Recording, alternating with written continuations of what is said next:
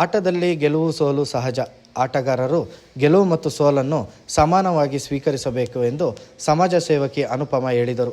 ಸಮೀಪದ ಕೊಪ್ಪ ಗ್ರಾಮದಲ್ಲಿ SLN ಮೈದಾನದಲ್ಲಿ ಏರ್ಪಡಿಸಿದ ಫ್ರೆಂಡ್ಸ್ ಕ್ರಿಕೆಟ್ ಕಪ್ ಪಂದ್ಯಾವಳಿಯಲ್ಲಿ ಮುಖ್ಯ ಅತಿಥಿಗಳಾಗಿ ಪಾಲ್ಗೊಂಡು ಮಾತನಾಡಿದ ಅವರು, ಎಲ್ಲ ಕ್ರೀಡಾಪಟುಗಳು ಶಿಸ್ತಿನಿಂದ ಆಟ ಆಡಬೇಕು, ಯಾವುದೇ ಅಹಿತಕರ ಘಟನೆಗೆ ಅವಕಾಶ ಕೊಡದೆ ಕ್ರೀಡಾ ಸ್ಫೂರ್ತಿ ಮೆರೆಯಬೇಕು ಎಂದರು. ನಾನು ಸಮಾಜ ಸೇವಕಿ ಅನುಪಮ ಮಾತಾಡ್ತಿರೋದು. ಇದು ನಮ್ಮ ಕೊಪ್ಪ ಭಾಗದಲ್ಲಿ ನಡೀತಿರೋ ಕ್ರಿಕೆಟ್ ಪಂದ್ಯಾವಳಿ.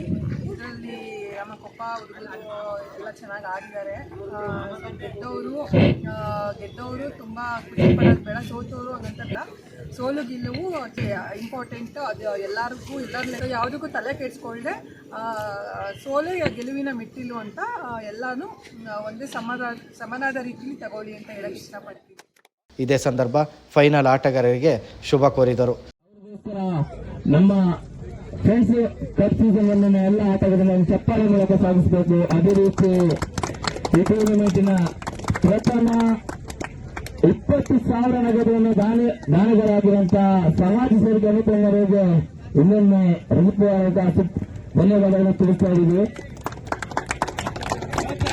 ಮತ್ತೆ ಅದೇ ರೀತಿ ನಮ್ಮ ಗ್ರಾಮದಲ್ಲಿ ಎಲ್ಲಾ ಕಡೆ ಕೂಡ ಬಡವರನ್ನ ಆಗಲಿ, ಎಲ್ಲ ಸ್ಕೂಲ್ಗಳಿಗಾಗಲಿ, ಅಂಗನವಾಡಿಗಳಿಗೂ ಕೂಡ ಕಿಟ್ ಬ್ಯಾಗ್ ಕೂಡ ನೀಡ್ತಾ ಇದ್ದಾರೆ.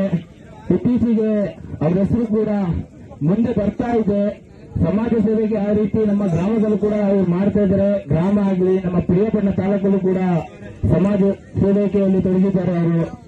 ಮತ್ತೆ ನಾಳೆ ಕೂಡ ರಂಜಾನಿನ ಪ್ರಯುಕ್ತವಾಗಿ ಬಡವರಿಗೂ ಕೂಡ ನಾಳೆ ಕಿಟ್ ಬ್ಯಾಗ್ ಕೂಡ ನೀಡ್ತಾ ಇದ್ದಾರೆ ಅವರು.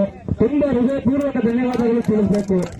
ಯಾವುದೇ ಜಾತಿ ನೋಡದೆ ಪ್ರತಿಯೊಂದಕ್ಕೂ ಮುಂದೆ ನೀಡ್ತಾ ಇದ್ದಾರೆ. ಪ್ರತಿಯೊಂದಕ್ಕೂ ಬಡವರಿಗೂ ಕೂಡ ಒಂದು ಆಸರೆಯ ಒಂದು ಬೆನ್ನೆಲುಬಾಗಿ ಆಗಿ ಮುಂದೆ ನೀಡ್ತಾ ಇದ್ದಾರೆ. ನಮ್ಮ ಅನುಪಮ ಕೊಪ್ಪ SLN ಲೇಔಟ್ನಲ್ಲಿರುವಂತಹ ಸಮಾಜ ಸೇವಕಿ ಅನುಪಮ ಅವರಿಗೆ ವೇದಿಕೆ ಮೇಲ್ಗಡೆ ಕೂಡಬೇಕಂತ ವಿನಂತಿಸ್ತಾ ಇದ್ದೀವಿ.